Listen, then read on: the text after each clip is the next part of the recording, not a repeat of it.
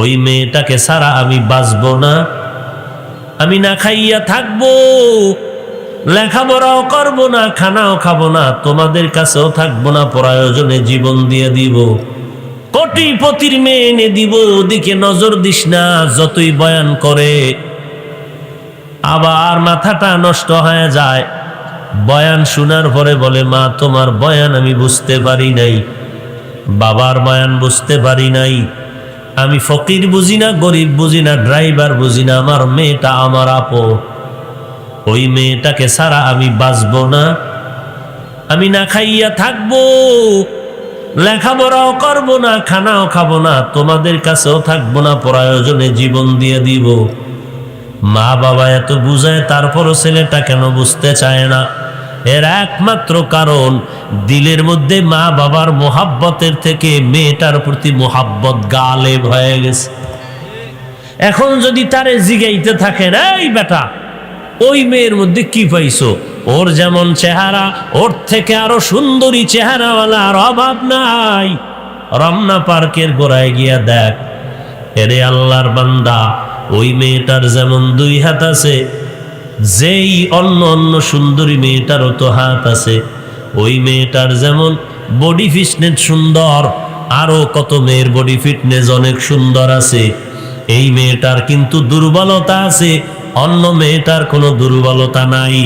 এই মেয়েটার বাবারে কেউ চিনে না, অমুক এলাকার অমুকের মেয়ে কত দামি, কত সুনাম সুখ্যাতি তার বাবা। এই মেয়ের বাবার সিদ্ধিরগঞ্জে কেউ চিনে না, কিন্তু আমরা যেই মেয়েটা তোরে আইনে দিব, সিদ্ধিরগঞ্জের মানুষ তারে দেখলেই সালাম করে। এত গুণগান গাওয়ার পর ছেলেটা চুপ করিয়া বয়ানটা শুনলু। আধা ঘন্টা পরে মা কয়, কি অবস্থা? বলে, অবস্থা কি বুঝামু, আমারে যতই বয়ান দাও কাজ হবে না রে মা, আমার মনের অবস্থা তোমারে বুঝানো যাবে না। এরে বান্দা তাকায় দেখ, আসলে বিষয়টা কি? এত বয়ান, এরপরও যুবক কেন বুঝতে চায় না? বলে, অন্তরের মধ্যে মোহাব্বত গালেব হয়ে গেছে। এই জমিনের মধ্যে যারা আমার আল্লাহর মোহাব্বত নিয়ে চিন্তায় বিভোর হয়ে যাবে, এদের যতই বেঈমানেরা ভয় দেখাক না কেন, আর যাই বলুক না কেন, খাঁটি আল্লাহ পাকের পাগল বান্দা, আশেক বান্দার অন্তরে যখন আল্লাহর মোহাব্বত জমা হয়ে যায়, তখন বান্দাকে ডানে বামে যতই বুঝাক না কেন, ওই বান্দার জবানে শুধু আমার আল্লাহ আর নামের জিকিরের আওয়াজ। ইয়া ইলাহি তু মেরা মাবুদ হ্যায়, ইয়া ইলাহি तू मेरा माशूक है, या इलाही मुझसे मुझको दूर कर, ताके देखो मुझ में तुझको एक नजर। বিষয়টা কিন্তু কলবের সাথে সম্পর্ক, চেহারার সাথে সম্পর্ক না। কলবে যখন মোহাব্বত বদ্ধমূল হয়ে গেল, মোহাব্বতটা এত গালেব হয়ে গেল, এখন অন্যের কথা কানে যায় না, অন্যের চিন্তাও মনের মধ্যে আসে না। এরে বান্দা, ওই আল্লাহর নিয়ে যারা গবেষণা করে, আল্লাহর মোহাব্বতের কুদরত নিয়ে যারা গবেষণা করে, ওই বান্দা এক সময় চিন্তা করতে করতে করতে করতে আল্লাহ পাকের প্রতি এত আকৃষ্ট হয়ে যায়, আল্লাহর এমন পরিমাণ আশেক হয়ে যায়, আল্লাহর প্রতি তাদের অন্তর এত দাবিত হয়ে যায়, তখন তারা খানা খাইতে গেল, মনে মনে তাদের মনের ভিতরে তামান্না, আমার আল্লাহ কই, আমার আল্লাহরে কোথায় আমি পাই, যেই আল্লাহ আমার এত আপন।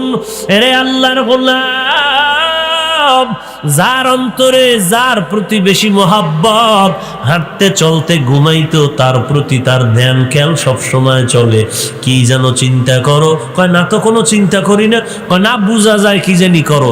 বলে, কেমনে বুঝায়? এটা তো দিলের মোহাব্বতের হালাত। ঠিক আল্লাহ পাকের যারা আসে, এদের হালাতটাও তো এমন। ও বান্দা, এত বয়ান, কিন্তু চোখের মধ্যে কারো পানি দেখা যায় না। আশেকের চোখে পানি কেন? তুমি মোনাজাত ধরেছো, কান্না নাই। তোমার পাশে আল্লাহর বান্দা চিৎকার দিতেছে কেন? কারণ সে আমার আল্লাহর কুদরতের মোহাব্বতে পাগল হয়ে গেছে। এখন বান্দার ভিতরে মোহাব্বত এত গালেব হয়ে গেছে, যেদিকেই তাকায় সেদিকেই তালাশ করে আমার আল্লাহ। আল্লাহ তাআলা বলেন, ও বান্দা, এইরকম আমার যারা মোহাব্বতের আশিক আছো, আমি আল্লাহর সাথে মোলাকাতের তামান্না যাদের দিলের মধ্যে তৈরি হয়েছে, আমি আল্লাহ কর্মসূচি দিলাম, বেশি বেশি নেক আমল করো। আর একটা সতর্কতা থাকবা, আল্লাহর সাথে ইবাদতের মধ্যে কাউকে অংশীদার বানাইবা না। নেক আমল কি জিনিস? এক কথায় বান্দা যা করবে সবগুলো নেক আমল।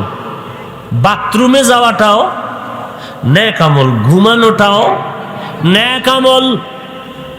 বান্দা যদি হাসি দেয় তাও নেক, বান্দা যদি কান্না করে তাতেও সওয়াব, বান্দা যদি কাউকে বুকে টেনে বন্ধু বানায় তাতেও সওয়াব, কাউকে যদি দুশমন বানায় তাতেও সওয়াব, বান্দা যদি ঘুমাইয়া থাকে তাতেও সওয়াব, বান্দা যদি নামাজ পড়ে তাতেও সওয়াব, বান্দা যদি নামাজ না পড়ে তাতেও সওয়াব, বান্দা কোরআন তেলাওয়াত করলে যেমন সওয়াব, বান্দা কোরআন তেলাওয়াত না করাও মাঝে মাঝে সওয়াব।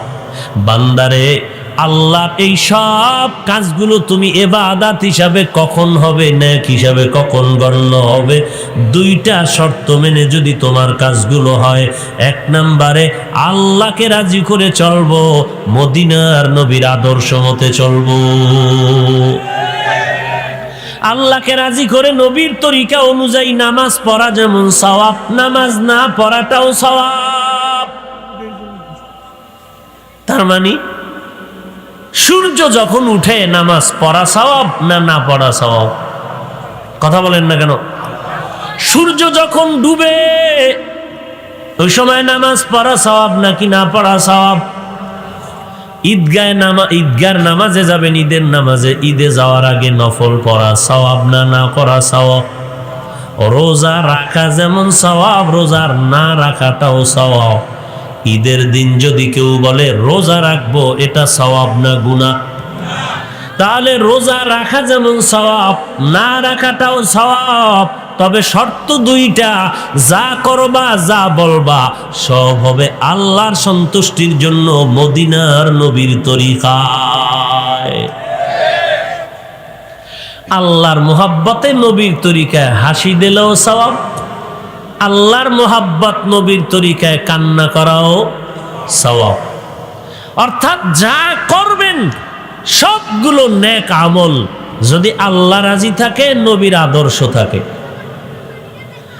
আর যদি বান্দা কোনো নেক আমল মনে করিয়াও করেন, কিন্তু সেখানে আল্লাহর মোহাব্বত নাই, নবীর তরিকা নাই, ওই আমলের মধ্যেও গুনাহ।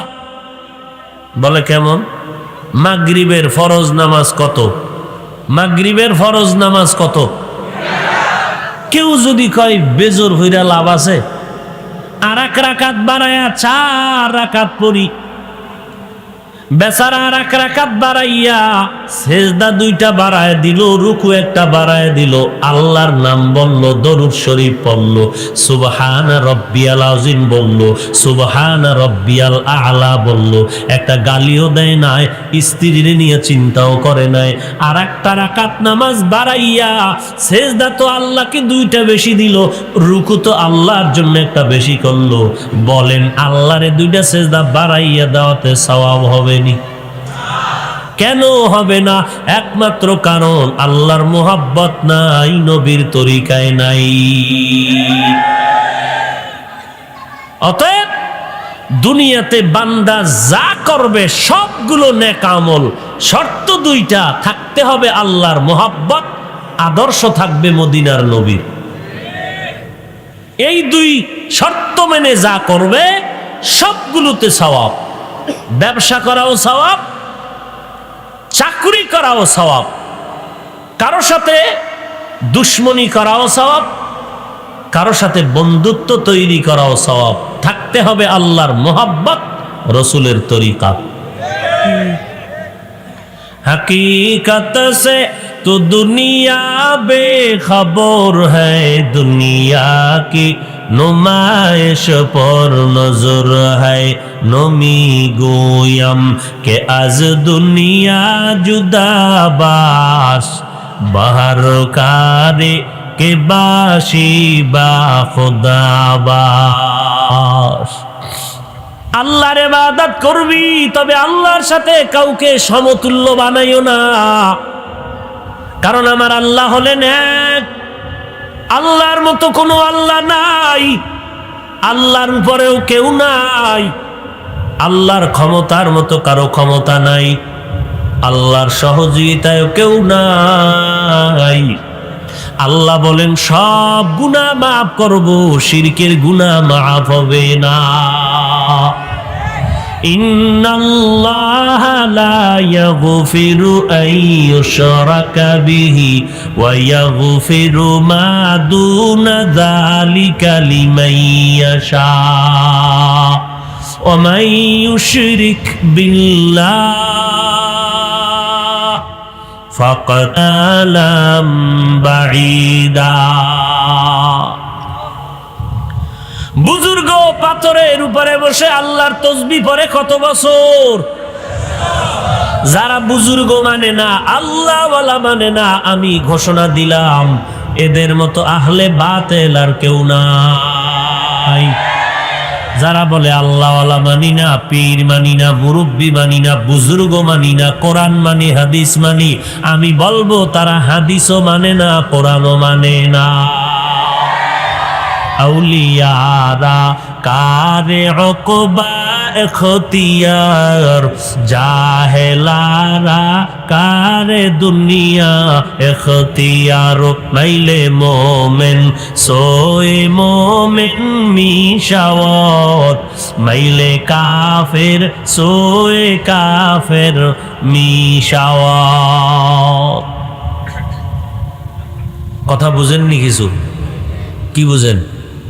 গতকালকে বলেছিলাম চরমনের পীর সাহেব যদি ঢাকার রাজধানীতে দাঁড়াইয়া সরকারের বলে, সরকার বাহাদুরকে হুঁশিয়ার করে দিলাম, ওই কথা যদি আমার মতো নগণ্য বান্দাও বলি, তাহলে এটা চরম অপমানজনক বিষয়।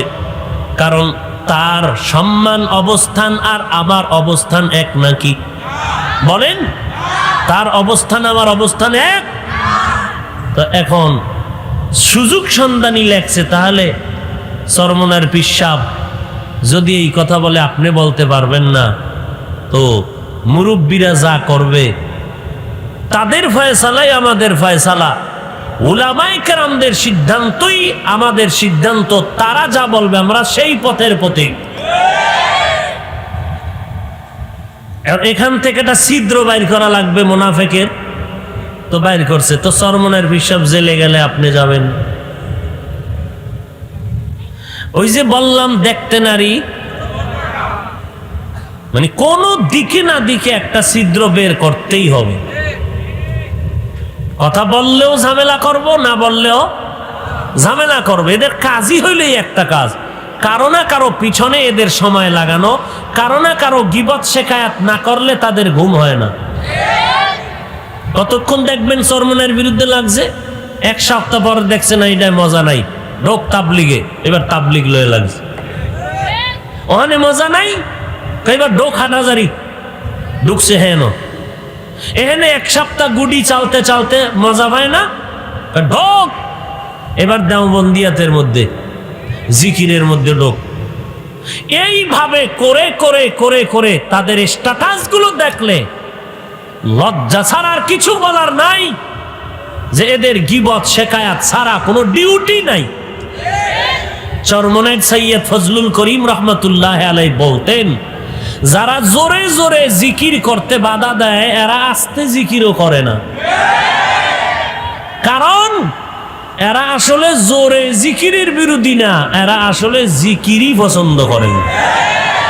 এসব তো ফতুয়াবাজি করে, ফেতনাবাজ, ফেতনা ছড়ায়। এই যারা খালি ইল্লাল্লাহ নিয়া হামকি ধামকি করে, ইল্লাল্লাহ নিয়া, ওরে যে ইল্লাল্লাহ তোমার কাছে সমস্যা, যেটা নাই তুমি এটা করো, খোঁজ নিয়ে দেখেন তারা সে জিকিরও করে না। উদ্দেশ্য কি? ইল্লাল্লাহ না, উদ্দেশ্য চরমনাই ঠেকাও, উদ্দেশ্য তাবলিগ ঠেকাও, উদ্দেশ্য দেওবন্দি ঠেকাও। ঠেকায় নিবা কই? কই নিবা? কোথাও নিতে পারবা না, কারণ মদিনার ইসলাম মদিনার পাওয়ারে চলে। মডেল ইসলাম দিয়া কিছু হবে না। আল্লাহ হেদায়াত দান করুন। আরো জোরে বলেন। রাগ করতেছেন আপনারা? খারাপ লাগতেছে না ভাইরা আমার? তো সতর্কবাণী, নেক আমল করবা, কিন্তু আল্লাহর সাথে কাউকে অংশীদার বানানো যাবে না। আল্লাহ বুঝার তৌফিক দান করেন। আল্লাহ শিরিক বড় অপছন্দ। আল্লাহর নবী বলেন, বুজুর্গ কত বছর তুমি আল্লাহকে ডাকো? বলে 400 বছর। বলে তোমার মনের মধ্যে কোনো আশা আছে নাকি? বলে হ্যাঁ, 2টা আশা আমার অন্তরে আছে। বলো। 1 নাম্বার আশা, আমার এই জীবদ্দশায় একজন পয়গম্বরের আবির্ভাব হবে, তারে দেখে আমি অন্তরে তৃপ্তি নিব। বলে অন্তর ভরে আমাকে দেখে নাও, তোমার আশান্বিত নবী আমি। দেখার পরে বলে আর দ্বিতীয় আশাটা কি? বলে 1 গ্লাস ঠান্ডা পানি পান করতে চাই। বলে দাঁড়াও, ভালো করে খেয়াল করেন। আল্লাহর বান্দার এই দাবি পূরণের জন্য পয়গম্বর পানি আনার জন্য চলে গেলেন। পার্শ্বে কোথাও গিয়া পানি আনিয়া লোকটার সামনে এসে যখন দাঁড়াইবে, তাকায় দেখে ওই বুজুর্গ জিন্দা নাই। আল্লাহর মোলাকাতের জন্য মৃত্যুর পর্দাটা আল্লাহ সরাইয়া দিছে। আল্লাহর সাথে মোলাকাতের জন্য সামনে একটা পর্দা আছে, মরণ। এই মৌতের পর্দা সরায় দাও, এরপরে আল্লাহর সাথে মোলাকাতের জিন্দেগি শুরু হয়ে যাবে। এখন নবী ডাক দিয়া, আল্লাহ তুমিও কি বেইনসাফি করো নাকি? বলে না না। তাহলে এই বেচারা 400 বছর পর্যন্ত তোমাকে ভুলে নাই, 1 গ্লাস পানির আবদার করলো, কেন তুমি পানি পান না করায় কবরে নিয়ে গেলা? আল্লাহ তাআলা বলেন, রে পয়গম্বর, তুমি আমাকে জবাব দাও, এই আমার বান্দা 400 বছর পর্যন্ত যে ইবাদতে কাটায় দিল, বলো বান্দা, এই বুজুর্গ বান্দাটারে এই 400 বছর কে রিজিক দিয়েছে? নবী বলেন, আল্লাহ আপনিই তো খানা দিয়েছেন, রিজিক দিয়েছেন। আল্লাহ কয়, ও পয়গম্বর, আমি আল্লাহ যারে 400 বছর পর্যন্ত খানা দিয়া বাঁচায় রাখলাম, ওই আল্লাহ কি 1 গ্লাস পানি দেওয়ার ক্ষমতা ছিল না? আমার কাছে পানি না চাইয়া কেন তোমার কাছে চাইলো? আমি আল্লাহ এটা পছন্দ করি নাই, কারণ দেওয়ার মালিক আমি আল্লাহ। আমার কাছে চাইতে দেরি, পাইতে দেরি হয় না। हर गोरी देने को तू तैयार है, जो न मंगे उससे तू बेजार है। आती नाफी दारे दुनिया ना हसन, आती नाफी दारे उक़बा ना हसन। খারাপ লাগতেছে আপনাদের? আল্লাহ পাক সব গুনাহ মাফ করবেন, শিরকের গুনাহ মাফ করবেন না। এই শিরিক আবার কয়েকটা ভাগে ভাগ করেছেন। 1 নাম্বার, ইবাদতের মধ্যে শিরিক করা। সেজদা পাবেন কে? আর কেউ? আর কেউ? তাহলে মাজারে কেন সেজদা? কবরে কেন সিজদা? যদি মাজারে সিজদা দিলে আল্লাহ খুশি হইতেন, তাহলে সব নবীর আশিকেরা মদিনায় গেলে নবীর মাজার মোবারকে একটা একটা সিজদা দিত। দেয়নি কেউ? নবী থাকতে দিছেননি, ইন্তেকালের পরে কেউ দিছেননি। তাহলে কেন তুমি দিতেছো? এই কপাল আমার আল্লাহর জন্য খাস। এই কপাল কারো কাছে নত করবা না, আমার আল্লাহর কুদরতি কদমে নত করবা। करामत कर दिया जो खिदमत पसंदी बतौफीक सुजूदम सरबलंदी। কত ধরনের শিরক এই সমাজের মধ্যে, কোনো সীমানা নাই। আল্লাহ শিরক মুক্ত জিন্দেগি আমাদের দান করেন। আল্লাহর কুদরতের মধ্যে কাউকে অংশীদার বানায় না রে ভাই। রোগ দেয় আল্লাহ, সুস্থ করে দেন আমার আল্লাহ। সন্তান দেয়ার মালিক আমার আল্লাহ। আপনাদের কি ধারণা সন্তান কে দান করেন? আরো জোরে বলেন। আল্লাহ যদি সন্তান দেয়ার মালিক হয় তো কেন তুমি দুনিয়াওয়ালার কাছে সন্তানের জন্য তাবিজ লাগাও, কবরের কিনারায় গিয়া সন্তানের আবদার করো? এরে নবীর উম্মতের দল, দুনিয়ার কেউ যদি সন্তান দেওয়ার ক্ষমতা থাকতো, এই জমিনে কোনো নিঃসন্তান নারী থাকতো না। কত মানুষ কি কান্না কান্না করে, টাকা বাড়ি সব দেয়, এটা সন্তান চাই। আর আমগো কপালে তো খারাপ, ফুটন্ত গোলাপের মতো সন্তান পেয়েও মানুষের মতো মানুষ বানাইতে পারি নাই। মানুষের মতো মানুষ বানাতে পারিনি। শিক্ষকরা অভিযোগ দিচ্ছে আপনার সন্তানটা বেয়াদবি করে শিক্ষকের সাথে। বাবায় উল্টা রিয়াকশনে যায়, এত বড় সাহস, আমার সন্তানের উপরে ধমক। 1 ঘন্টায় আপনার চাকরি শেষ হয়ে যাবে। এই সমস্ত সন্তানগুলোই অমানুষ হয়। কেন হইল? বাবার দুর্বলতার কারণে, মায়ের দুর্বলতার কারণে। বাবা যদি একটু শক্ত হয়ে যাইতেন যে শিক্ষক যা বলবে তাই মানতে হবে, শিক্ষক কেন? আদর্শ মানুষ বানাবার জন্যই তো একজন শিক্ষকের কাছে দিয়েছি। অতএব তোমাকে যা বলেছে কল্যাণের জন্য বলেছে, তুমি মেনে নাও।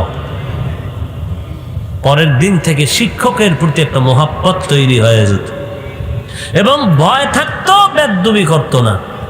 আর এখন শিক্ষকের সামনে বয়ে বয়ে মোবাইল চালায়।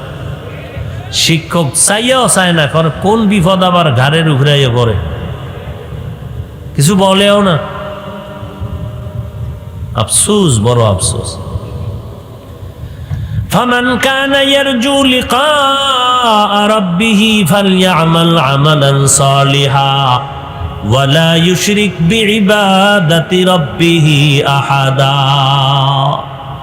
এরে নবীর উম্মতের দল, আল্লাহর ইবাদতে জীবনটা কাটায় দাও, আমার নবীর আদর্শের মালাটা গলায় লাগাও, আর কাউকে অংশীদার বানায় না।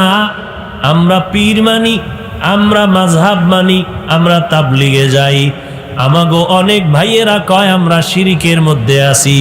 আল্লাহরে মানবা, নবীরে মানবা কেন পীরের কাছে যাও? পীরের পূজা কেন করো? তাবলিগের মুরব্বির পূজা কেন করো? এরে বাবা, আমরা পীর মানি গোলাম হিসাবে না, আমরা গোলামি করি আল্লাহর, আদর্শ মানি নবীজির। কিন্তু আল্লাহকে চিনি না, নবীর আদর্শ জানি না। পীরের কাছে যাই শুধু নবীর সুন্নাত গুলো শিখার জন্য।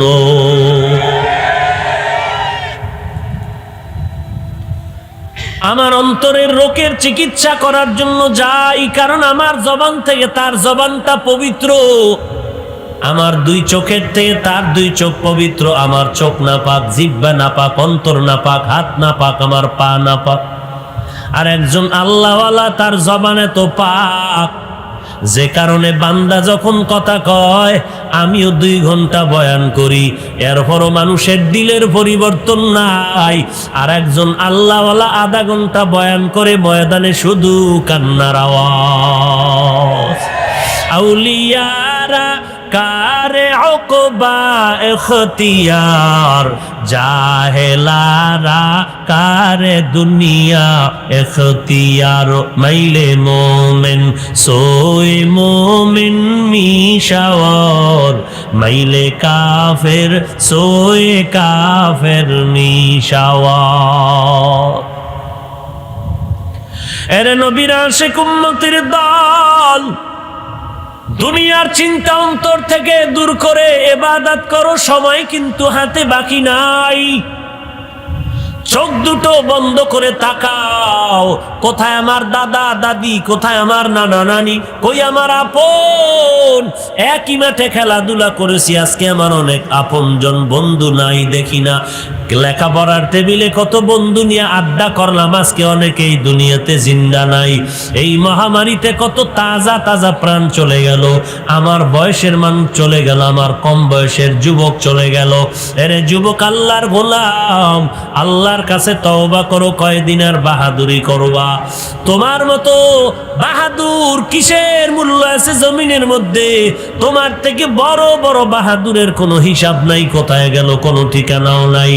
তুমি আল্লাহর কাছে তওবা করে নাও, আর কোনোদিন আল্লাহর ইবাদত নেক আমল ছাড়বা না, গুনাহের কাজ করবা না, নবীর তরিকা মতো চলবা, নবীর সুন্নতের মালা গলায় লাগাইবা।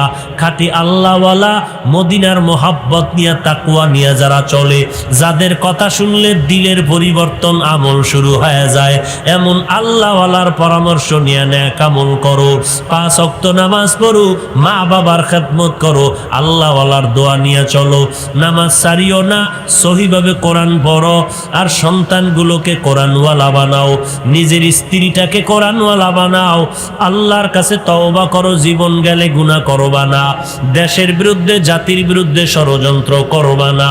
এরে নবীর উম্মতের দল, তোমার আমার মতো কত যুবক তাকায় দেখো, স্কুল কলেজে পড়ে, চাকরি করে, ব্যবসা করে, নামাজ বাদ দেয় না। তুমিও তওবা করে নাও, আল্লাহ আজকে থেকে ওয়াদা করলাম আর নামাজ ছাড়বো না, বেপরদায় চলবো না, গালাগালি করব না, কারো বিরুদ্ধে গীবত শেখায়াত করব না। উলামায়ে আহলে হক মুরব্বীদের পথ অনুযায়ী আমরা সামনের দিকে আগাবো, সহিভাবে কোরআন পড়ব, আল্লাহওয়ালাদের পরামর্শ নিয়ে চলব। আমি নবীর সুন্নতের মালা গলায় লাগায় 5 বেলার নামাজ পড়ব, হারাম রাস্তায় যাব না, হালাল পন্থায় আমার জীবনের জীবিকা উপার্জন করব। ও আল্লাহ, তুমি আমাকে তওবা করার জন্য তৌফিক দান করো, এবং তওবার উপরে আমাদের সবাইকে সঠিকভাবে চলার মতো তৌফিক দান করো, বলেন আমিন। যারা আল্লাহর সাথে মোলাকাত করতে চাও, আর মোলাকাত কেন করতে চাইবা না রে গোলাম? কারণ আমার আল্লাহই তো আমার আপন। যখন আমার কিছুই ছিল না, তখন আমার আল্লাহই ছিলেন আমার আপন। মায়ের গর্ভে 1 ফোঁটা নাপাক পানি দিয়া 40 দিন করে ফিরিস্তারে কাজে লাগাই, পানিটারে রক্ত, গোশত, হাড্ডি, এভাবে করে করে সুন্দর একটা মানুষ আল্লাহ বানাইলেন মায়ের গর্ভে। এরপরে আল্লাহ পাক মাটির স্ট্রাকচারের মধ্যে রুহুটা যখন দান করেছেন, আমার রুহু যখন আসলো, নাড়াচাড়া শুরু হয়ে গেল, কেমন যেন মায়ের পেটে ব্যথা, খানার প্লেট নিয়েও মা খেতে পারে না, ঘুমের বিছানায় মা আরামে ঘুমাতে পারে না। আল্লাহ বলেন, বান্দা, তখনও তোমার পেটের মধ্যে ক্ষুধা নিবারণ করেছি আমি আল্লাহ। জমিনের মধ্যে যখন আসার সময় হয়ে গেল, দুনিয়াতে এসে তুমি কি খাইবা আমি আল্লাহ জানি। দুনিয়ার কোনো তৈরি করা খানাও তুমি খেতে পারবে না। আমি তোমার এমন রব, আমি তোমার জন্য এমন সুন্দর খানার আয়োজন করেছি, দুধের ব্যবস্থা করেছি। 2.5 বছর বা 2 বছর পর্যন্ত মায়ের দুগ্ধ পান করবি রে সন্তান, কোনদিন ওই দুধ নষ্ট হবে না। আমি আল্লাহ পাক তোকে দুনিয়ার থেকে যখন পাঠাইলাম, হাঁটতে পারো না, কথা বলতে পারো না, মা বলে ডাকতে পারো না, আব্বু বলে ডাক দিতে পারো না। আমি আল্লাহ তোর ওই জিহ্বা নাড়ায় নাড়ায় কথা বলার মতো মেশিন ভেতরে তৈরি করে দিলাম। এরে বান্দা, একবারও কি খেয়াল করেছো মেশিনে কথা বলি, মাইকে আওয়াজ হয়, ফ্যানের বাতাস দিয়া মেশিন ঠান্ডা করা লাগে।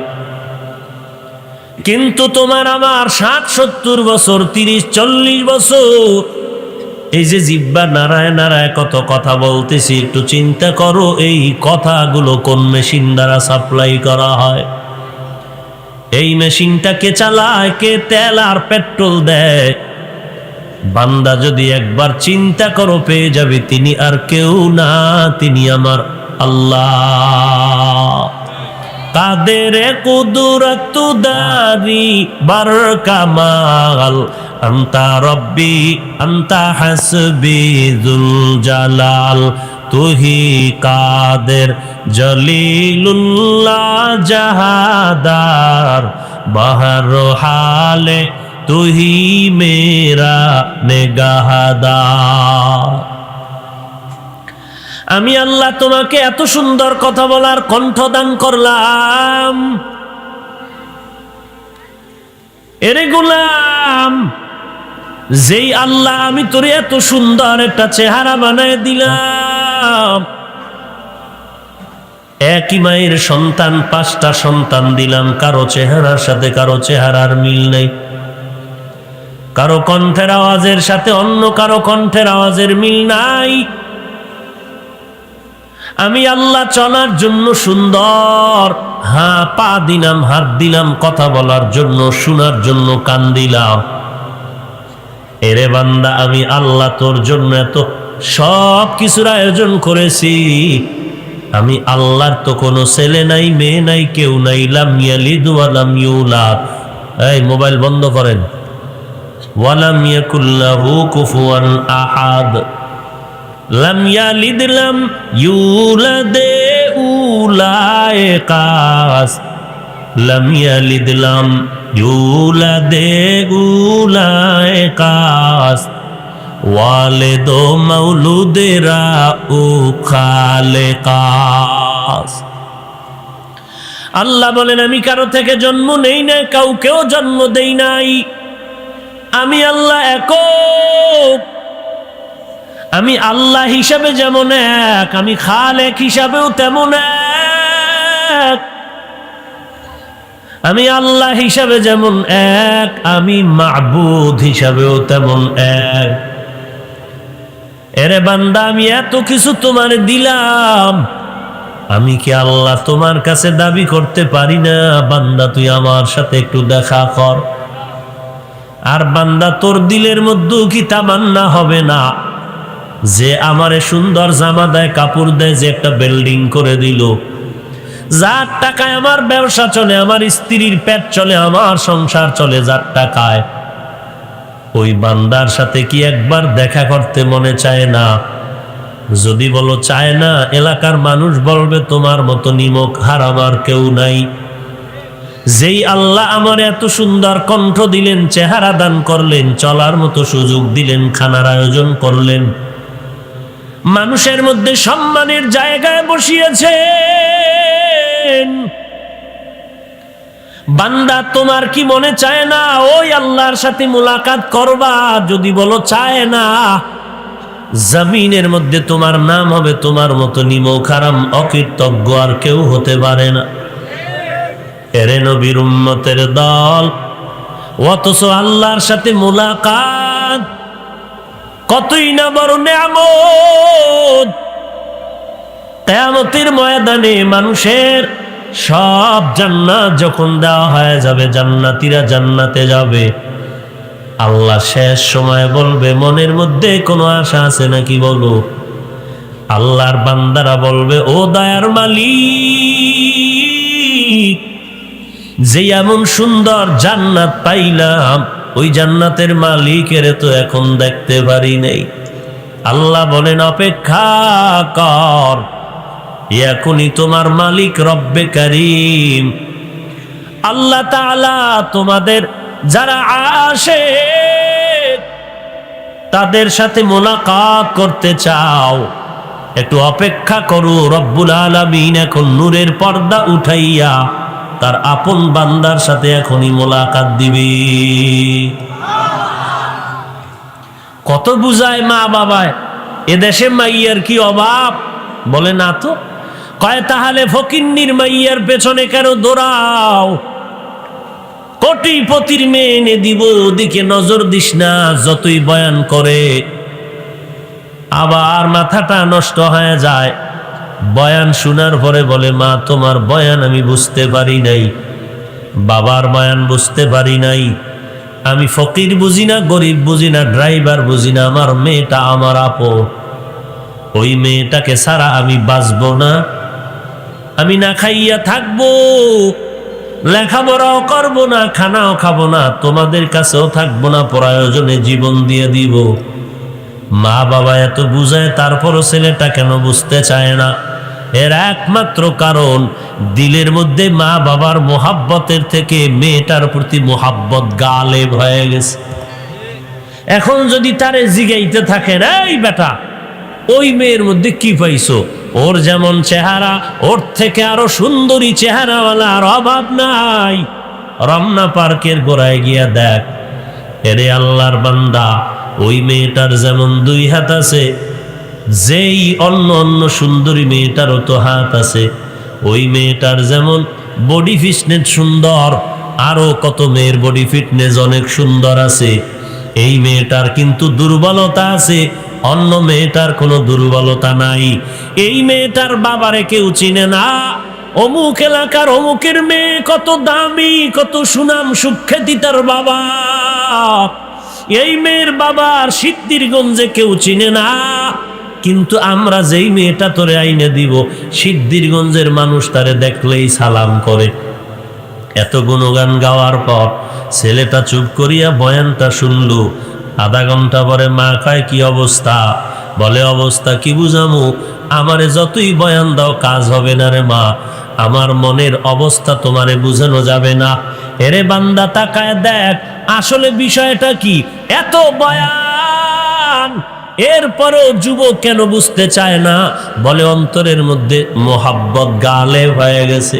এই জমিনের মধ্যে যারা আমার আল্লাহর মোহাব্বত নিয়ে চিন্তায় বিভোর হয়ে যাবে, এদের যতই বেঈমানেরা ভয় দেখাক না কেন, আর যাই বলুক না কেন, খাঁটি আল্লাহ পাকের পাগল বান্দা, আশেক বান্দার অন্তরে যখন আল্লাহর মোহাব্বত জমা হয়ে যায়, তখন বান্দাকে ডানে বামে যতই বুঝাক না কেন, ওই বান্দার জবানে শুধু আমার আল্লাহ আর নামের জিকিরের আওয়াজ। ইয়া ইলাহি তু মেরা মাবুদ হ্যায়, ইয়া ইলাহি तू मेरा माशूक है, या इलाही मुझसे मुझको दूर कर, ताके देखो मुझ में तुझको एक नजर। বিষয়টা কিন্তু কলবের সাথে সম্পর্ক, চেহারার সাথে সম্পর্ক না। কলবে যখন মোহাব্বত বদ্ধমূল হয়ে গেল, মোহাব্বতটা এত গালেব হয়ে গেল, এখন অন্যের কথা কানে যায় না, অন্যের চিন্তাও মনের মধ্যে আসে না। এরে বান্দা, ওই আল্লাহর নিয়ে যারা গবেষণা করে, আল্লাহর মোহাব্বতের কুদরত নিয়ে যারা গবেষণা করে, ওই বান্দা এক সময় চিন্তা করতে করতে করতে করতে আল্লাহ পাকের প্রতি এত আকৃষ্ট হয়ে যায়, আল্লাহর এমন পরিমাণ আশেক হয়ে যায়, আল্লাহর প্রতি তাদের অন্তর এত দাবিত হয়ে যায়, তখন তারা খানা খাইতে গেল, মনে মনে তাদের মনের ভিতরে তামান্না, আমার আল্লাহ কই, আমার আল্লাহরে কোথায় আমি পাই, যেই আল্লাহ আমার এত আপন। এরে আল্লাহর গোলাম, যার অন্তরে যার প্রতি বেশি মোহাব্বত, হাঁটতে চলতে ঘুমাইতেও তার প্রতি তার ধ্যান খেয়াল সবসময় চলে। কি যেন চিন্তা করো? কয় না তো কোনো চিন্তা করি না। কয় না, বুঝা যায় কি জানি করো। বলে, কেমনে বুঝায়? এটা তো দিলের মোহাব্বতের হালাত। ফামান কানা ইয়ারজু লিকা রাব্বিহি ফালইআমাল আমালান সালিহা فليعمل عملا صالحا ولا يشرك بعبادة ربه أحدا। وقال النبي صلى الله عليه وآله وسلم لا طاعة لمخلوق في معصية الخالق أو كما قال النبي عليه الصلاة والسلام صدق الله مولانا العظيم وصدق رسوله النبي الأمي الكريم ونحن على ذلك من الشاهدين والشاكرين والذاكرين والحمد لله رب العالمين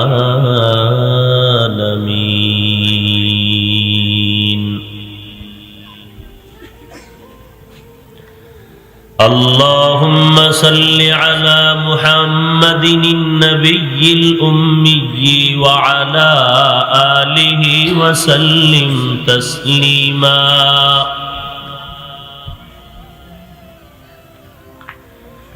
سبحانك لا علم لنا إلا ما علمتنا إنك أنت العليم الحكيم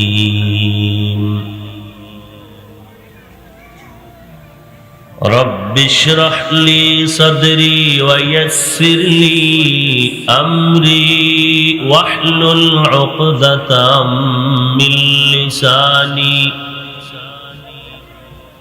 واحلل عقدة من لساني يفقه قولي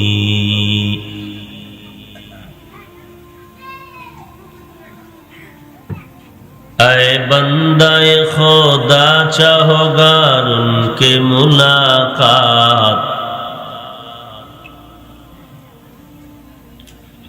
اے بندہ خدا چاہو گار ان کے ملاقات جلدی سے اب اٹھے سنو حضرت کی نصیحت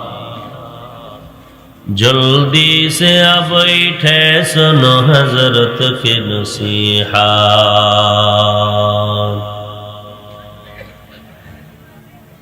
توفیق سے ہوتی ہے یہ نعمت کی خزینہ توفیق سے ہوتی ہے یہ نعمت کی خزینہ ہر مرد کی طاقت کی آور ہے نشانہ ہر مرد کی طاقت کی آور ہے نشانہ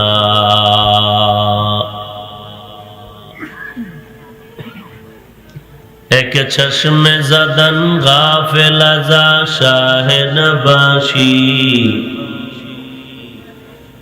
ایک چشم زدن غافل ازا شاہ نباشی شاید کہ نگاہ کو نداگاہ نباشی شاید کہ نگاہ کو نداگاہ نباشی উপস্থিত মুহতারাম সম্মানিত সভাপতি প্রধান অতিথি বিশেষ অতিথিবৃন্দ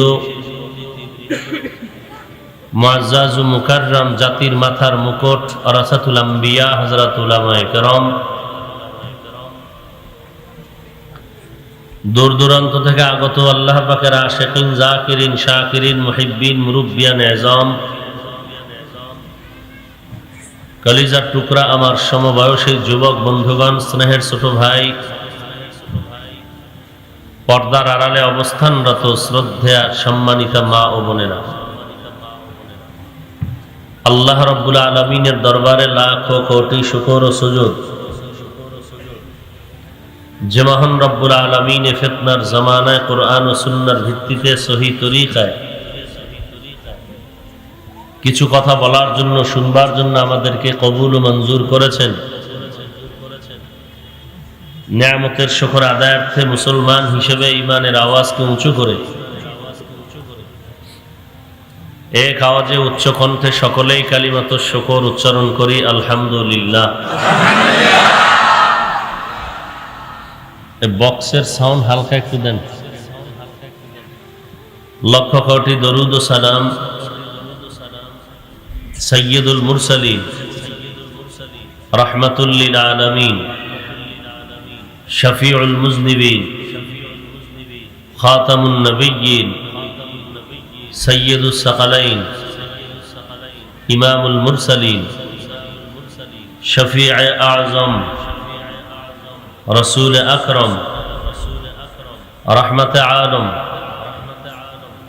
নবিয়ুল আরব আল আজম হাবিব কিবরিয়া আশরাফুল আম্বিয়া সৈয়দুল আম্বিয়া শফিউ মাহশর সাকি কৌসর आका नामदार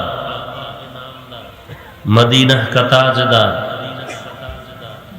आफताब नबूवत फख्र मौजूदात सय्यदुल मखलूक़ात हज़रत मुहम्मदुर रसूलुल्लाह सल्लल्लाहु अलैहि व आलिहि वसल्लमेर उपর সর্বোপরি শুকর যাদের অক্লান্ত পরিশ্রমে আজকের এই আয়োজন, সময় পরামর্শ অর্থ দিয়ে দোয়া করে উপস্থিত হয়ে মাইক লাইট প্যান্ডেলের ব্যবস্থাপনার মাধ্যমে সহযোগিতার হাত যারা বাড়িয়েছেন, এলাকার যুবক বৃদ্ধ ব্যবসায়ী শ্রমিক চাকুরিজীবী বিভিন্ন শ্রেণী পেশার মানুষ, জনপ্রতিনিধি, প্রশাসন, উলামায়ে হযরত, আইম্মায়ে মাসাজিদ, মাদ্রাসা কর্তৃপক্ষ প্রত্যেককেই আল্লাহ তাআলা এই খেদমতের বরকতে দুনিয়াতে শান্তি, সম্মান ও পরকালে চিরমুক্তির ব্যবস্থা করে দিন। সংক্ষিপ্ত সময়ে কিছু কথা বলার নিয়তে কোরআনে হাকিমের এক আয়াতে কারিমা তিলাওয়াত করেছি। বিশ্বনবী, শেষ নবী, মহানবী, শ্রেষ্ঠ নবী সাল্লাল্লাহু আলাইহি ওয়া আলিহি ওয়াসাল্লামের অসংখ্য অগণিত অমীয় বাণী, পবিত্র হাদিস শরীফের মধ্য থেকে একটি হাদিসের অংশ পড়েছি। আয়াত ও হাদিসের আলোকে ইখলাস ও রুহানিয়াতের সমন্বয় কিছু কথা আমাকে বলার মতো, আপনাদেরকে শুনবার মতো হিম্মত, ধৈর্য, তৌফিক আল্লাহ পাক দান করুন। ফামান কানা ইয়ারজু লিকা রাব্বিহি ফালইআমাল আমালান সালিহা।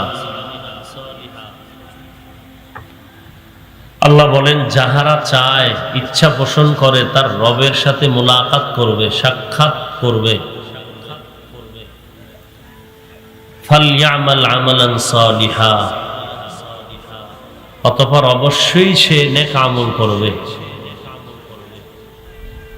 আর কি, ওয়ালা ইউশরিক বিইবাদাতি রাব্বিহি আহাদা, এবং তার রবের ইবাদতের মধ্যে অন্য কাউকে অংশীদার বানাবে না। রাসূলুল্লাহ সাল্লাল্লাহু আলাইহি ওয়া আলিহি ওয়াসাল্লাম ইরশাদ করেন, লা তাআতা লি মাখলুকিন ফি মাসিয়াতিল খালিক। আল্লাহকে অসন্তুষ্ট করে পৃথিবীর ভিন্ন কারো আদেশ নিষেধ গ্রহণ করা হারাম। আয়াত ও হাদিসের তরজমার দ্বারা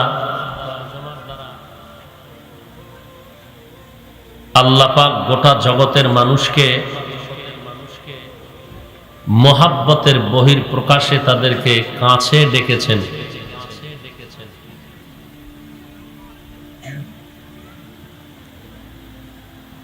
উদাহরণত আমি এভাবে বলি,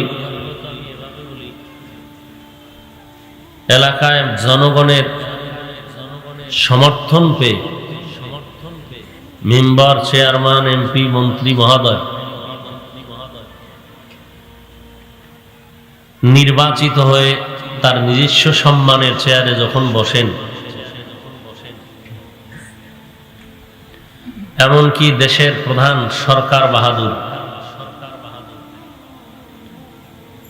জনগণের ম্যান্ডেট নিয়ে যখন বসেন, তিনি একটি ভাষণ দেন জাতির উদ্দেশ্যে। কি ভাষণ দেন? যে এ দেশ আমার, জনগণ আমার, তাদের সমর্থনেই আমি সম্মানের জায়গায় বসেছি। এই দেশকে সুষ্ঠুভাবে পরিচালনার জন্য আপনাদের সহযোগিতা এবং এই দেশ সঠিকভাবে সম্মান আর সুনামের সাথে সামনে এগিয়ে নেয়ার জন্য কিছু নিয়ম কানুন সংবিধানের মাধ্যমে গোটা জাতির জন্য প্রয়োগ করা হয়েছে। এখন আমি আপনাদের ভোটে সম্মানের চেয়ারে বসছি ঠিক, এখন যদি কেউ আমার সাথে দেখা করতে চান তাহলে ডাইরেক্ট আপনি হঠাৎ করে ঢুকে গিয়ে দেখা করবেন এই সুযোগ নাই। কিছু নিয়ম কানুন আছে, ওই নিয়ম কানুন মেনে এরপরে যদি কেউ দেখা করতে চান তার জন্য দরজা খোলা আছে। দুনিয়াতে যত মানুষ, হিন্দু, বৌদ্ধ, ইহুদি, খ্রিস্টান, মুসলমান, সবাই আদম নবীর সন্তান, আওলাদে আদম। এটা যেমন সত্য, ঠিক সারা জগতের মানুষ একমাত্র আল্লাহর প্রিয় বান্দা, এটাও সত্য। আপনাদের কি ধারণা হিন্দু, বৌদ্ধ এরা কার সন্তান? আদমের নাকি ঈসা নবীর, ওজায়ের নবীর? ৩৩ কোটি দেব দেবীর সন্তান? গৌতম বুদ্ধের সন্তান? বৌদ্ধ ধর্ম যারা পালন করো, হে বৌদ্ধ ধর্মের লোকেরা, তোমাদের মনে রাখতে হবে গৌতম বুদ্ধ তোমাদেরকে জন্ম দেয়নি, বানায়নি, পাঠায়নি। তোমাদের স্রষ্টা আমি আল্লাহ।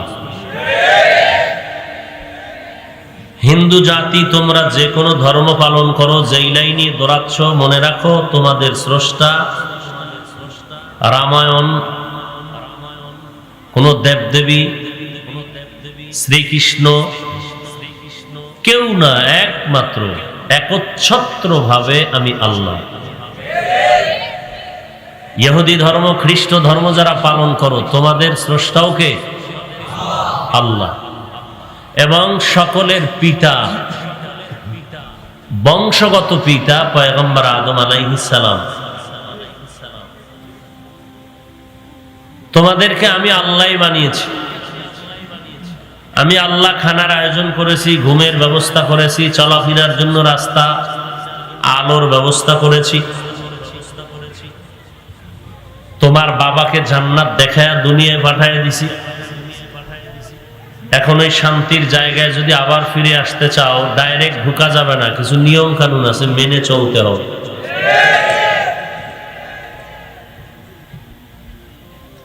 কি সে নিয়ম?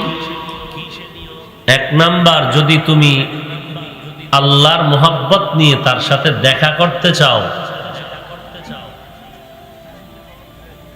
এক নাম্বার তোমাকে বেশি বেশি নেক আমল করতে হবে।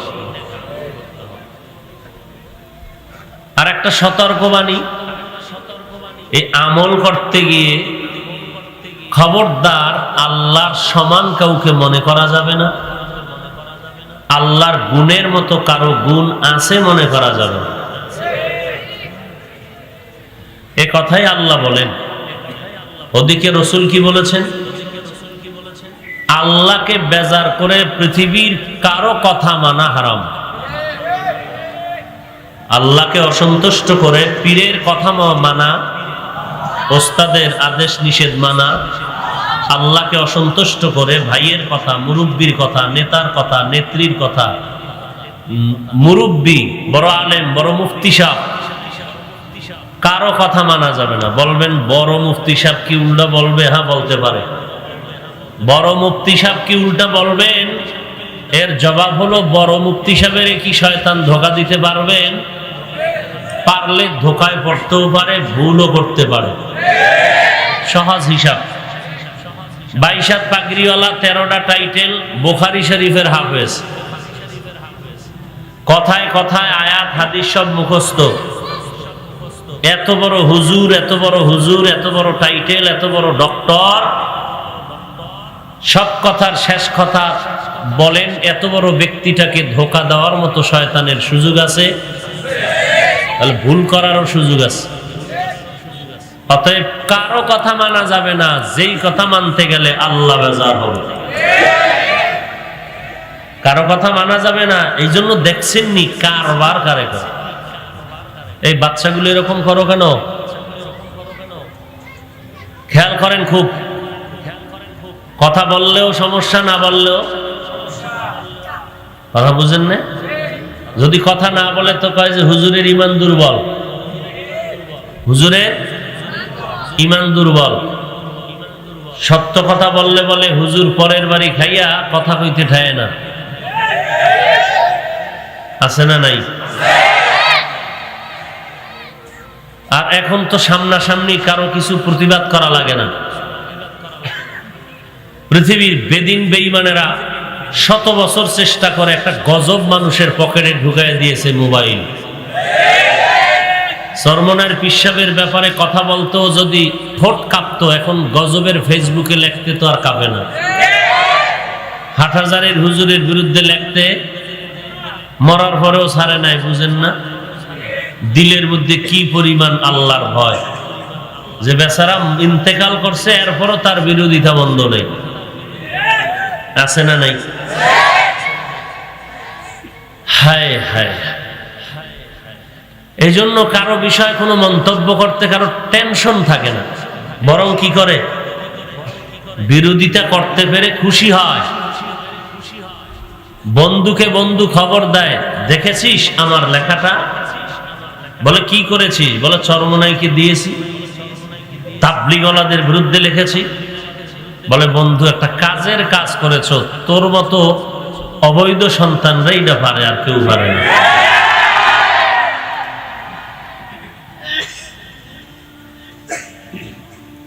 আল্লাহ হেদায়েত দান করেন। এই জন্য যারা মুরব্বীদেরকে নিয়ে মন চাইলেই ফেসবুকে স্ট্যাটাস দেয় উল্টা পাল্টা, এদেরকে চূড়ান্তভাবে কঠোর হস্তে এদেরকে দমন করা দরকার। এই মুরব্বীদের মাঝে, আলেম ওলামাদের মাঝে এদের কারণে ফিতনা ছড়িয়ে যায় বেশি। এরা ফিতনাবাজ, এরা চগলখোর, এরা মুনাফিক। এদের কারণে আজকে ওলামাদের মাঝখানে দ্বন্দ্ব, আলেম ওলামাদের মাঝখানে কি? যাত্রাবাড়ির হুজুর মাহিউস সুন্নাহ, বর্তমান কওমি মাদ্রাসা শিক্ষা বোর্ড এবং আল হায়াতুল উলিয়ার সম্মানিত চেয়ারম্যান, গুলশান সেন্ট্রাল মসজিদের খতিব, দাওয়াতুল হকের আমির, তার ব্যাপারে যদি কেউ লেখে যে হুজুর এই কথা বললেন না কেন, সরকারের দালাল হয়ে গেলেন নাকি, আমি বলবো তুমি বেয়াদব হয়ে গেল নাকি, তদন্ত করো। বেয়াদব ছাড়া এই কথা কেউ লিখতে পারে না ফেসবুকের মধ্যে। জিহ্বা বের হয়ে গেছে, বেয়াদবি করতে করতে দুঃসাহস বেড়ে গেছে কিছু অসাধু টুপিওয়ালা। শুধু টুপিওয়ালা না, টুপি ছাড়াও, কারণ এটা তো বাপমার কোনো ঠিকানা নাই। লিখে দিল, কে খুঁজবে? তো কে লেখছে? বাড়ি কই, ওর বাপকে, মাকে, ফট করে লিখে দিল। বড়দের ব্যাপারে মন্তব্য করে ফেললো, চরমনের ব্যাপারে মন্তব্য করে ফেললো।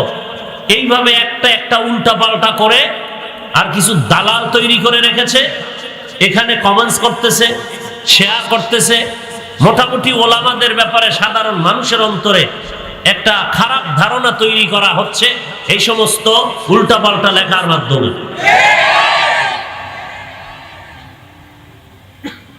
আল্লাহ পাক এই সমস্ত গুনাহের কাছ থেকে আমাকে, আপনাদের সবাইকে, গোটা জাতিকে আল্লাহ হেফাজত করুন।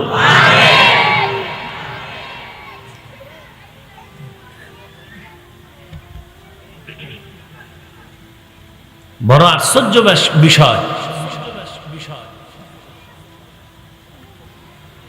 আল্লাহ, করোনা এমনি আয় না এই জমিনে, এমনিতে আসে না,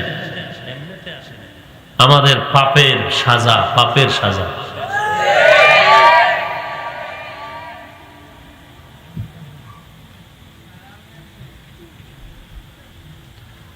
ফায়দা নিতেছে ইহুদি বেঈমানেরা, যে মুসলমানের ঈমান ধ্বংস, আমল ধ্বংস, আকীদা ধ্বংস, এই মোবাইলের কারণে। লেখাপড়া শেষ, জীবন শেষ, যৌবন শেষ, মাথা নষ্ট, চোখ নষ্ট, হাড় দুর্বল, বুকে ব্যথা, মাজায় ব্যথা, হাতে ব্যথা, চেহারার লাবণ্যতা শেষ, শরীর দুর্বল, মানে ক্ষতির কোনো সীমানা নেই। আপনি স্বীকার করেন আর না করেন, আল্লাহর দেওয়া নিয়ামতের ঘুম পর্যন্ত এই মোবাইল কেড়ে নিয়েছে। এখন আপনি নদীর দামি মাছ খাইতেছেন, ভালো ভালো ভিটামিন ফল খাইতেছেন, ক্রিয়া হয় না কেন? আল্লাহর দেওয়া ডিউটি মতো আপনি ঘুমান নাই। না ঘুমাইলে কোনো ডাক্তার কোনো চিকিৎসা করে আপনার শরীর সুন্দর করতে পারবে না। কিন্তু এটা অপকৌশল করেছে বেঈমানেরা। মসজিদে ঢুকছি, নামাজ চলতেছে, ইমাম সাহেবের কেরাত এত সুন্দর, হঠাৎ করে চাচা মিয়ার মোবাইলে এমন এক গানের আওয়াজ, ইমাম সাহেবের কেরাত দক্ষিণে গেছি গা, আমগো অন্তর ভুবে গেছি গা। হাসির কথা, চিন্তা করেন।